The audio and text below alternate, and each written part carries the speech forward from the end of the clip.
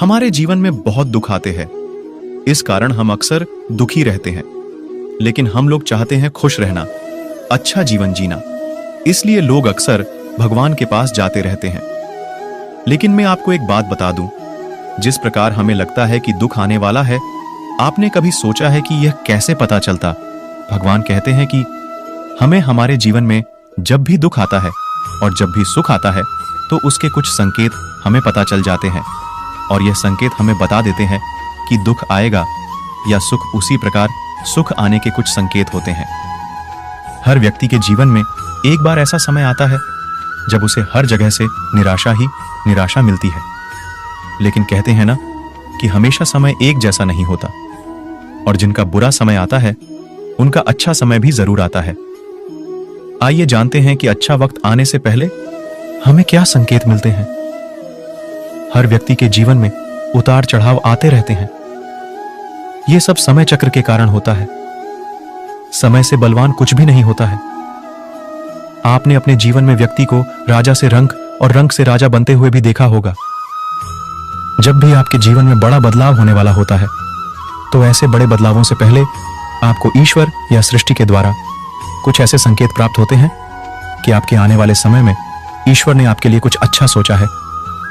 आइए जानते हैं उन खास संकेतों के बारे में जो भगवान अच्छा समय आने से पहले देते हैं। 1. नींद ब्रह्म मुहूर्त में खुलना। बहुत सारे ऐसे लोग होते हैं जिनकी नियमित रूप से उठने से पहले आंख खुल जाती है। यदि आप ये देख पा रहे हैं कि आपकी नींद ब्रह्म मुहूर्त में खुल रही है, यानी सुबह 3 बजे से 5 बजे के बीच खुल रही है, तो आपके जीवन में बहुत ही बड़ा बदलाव आने वाला है। यानी कि आपको जीवन की योग्य राह मिलने वाली है। इसलिए आपको पहले ही भांप जाना चाहिए कि आपके जीवन में कुछ अच्छा घटित होने वाला है, क्योंकि यह ब्रह्म मुहूर्त भगवानों के उठने का समय होता है। जब हमारे जीवन में कभी भी यदि हम ब्रह्म मुहूर्त में हमारी आंखें खुल जाती है तो हमें समझ जाना चाहिए कि भगवान उस समय हमारी आंखें खोलकर हमें संकेत देना चाहते हैं कि आपका अच्छा समय निकट है या अच्छा समय आने वाला है। अच्छा समय आने के दूसरा संकेत होता है कि 2. अचानक खुश होना। कई बार आपने देखा होगा कि आपका अचानक से खुश होने का मन करने लगता है। इसका मतलब आपको समझ जाना चाहिए कि ईश्वर आपको कुछ अच्छे संकेत दे रहे हैं। जिस प्रकार आपको इस समय खुश होने का मन कर रहा है, उसी प्रकार ईश्वर आपके जीवन में बहुत जल्द खुशी के पल लाने वाले हैं। खुशियों का अनुभव होने वाला है। जितना भी दुख आपने अपने जीवन में देखा है वो बहुत जल्द खत्म हो जाएगा।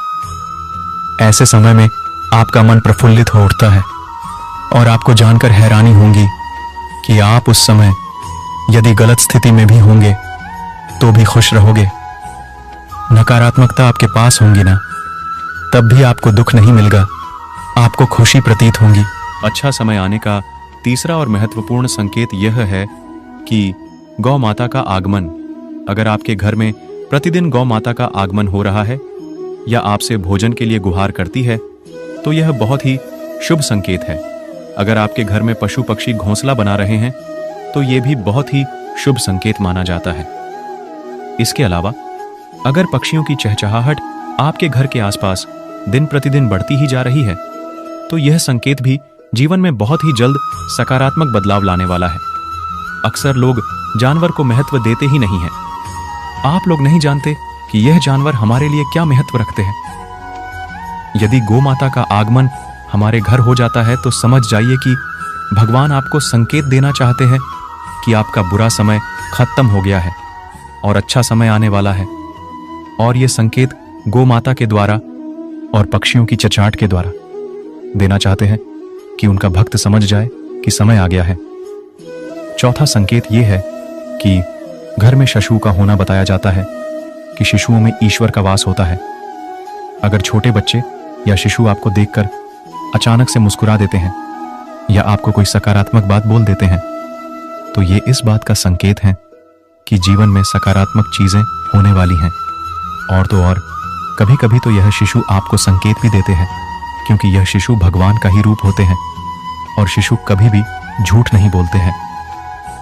अच्छा समय आने का पंचवा संकेत यह होता है कि स्वप्न में मंत्रों का सुनाई देना।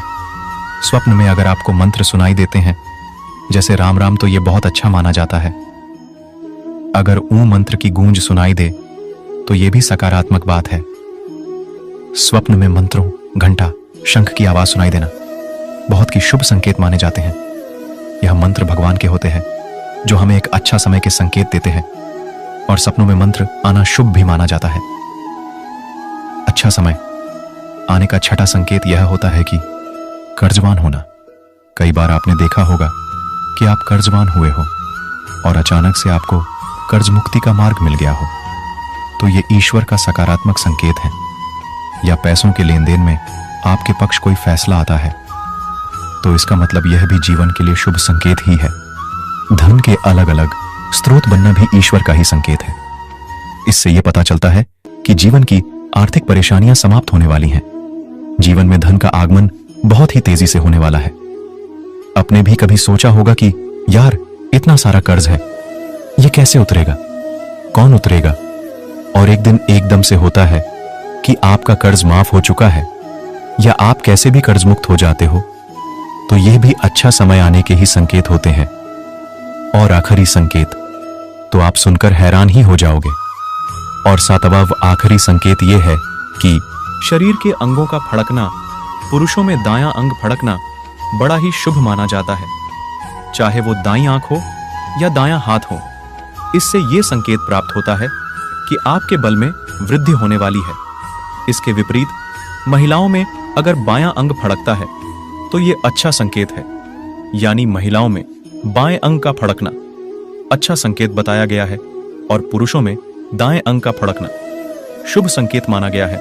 यह शरीर के अंगों का फाड़कना आपको अच्छा समय का संकेत भी देते हैं। इस प्रकार इन संकेतों के माध्यम से आप महसूस कर सकते हैं आपका अच्छा समय आने वाला है। आज मैं मेरे सब्सक्राइबर्स को जीवन की कुछ अच्छी बातें बताता हूं जो कि श्री कृष्णा के भी उपदेश हैं। वह सब कुछ करो जो तुम्हें करना है, लेकिन लालच से नहीं, अहंकार से नहीं, वासना से नहीं, ईर्ष्या से नहीं, बल्कि प्रेम, करुणा, नम्रता और भक्ति के साथ। भगवान श्री कृष्ण इस अनमोल वचन के माध्यम से कार्य करने की नियत का उल्लेख करते हैं। जब किसी भी कार्य करने में अगर लालच होगा, बेईमानी होगी, जलन होगी, तो वो काम न तो सही होगा और न ही उसके परिणाम फलदायी होंगे। इसके अतिरिक्त जिस कार्य को हम पूरे मन से प्रेम पूर्वक करेंगे तो वो न सिर्फ हमारे लिए बल्कि समाज के लिए भी हितप्रद होगा। 2. जो आप जो चाहते हैं उसके लिए नहीं लड़ते हैं, तो जो खोया उसके लिए मत रो। मनुष्य सब कुछ चाहता है पर सब कुछ उसे नहीं मिल सकता। आपको जो नहीं मिला उसके लिए पश्चाताप मत करो, और जो आपसे खो गया, जो आपसे अलग हो गया, उसके लिए निराश भी मत हो। 3.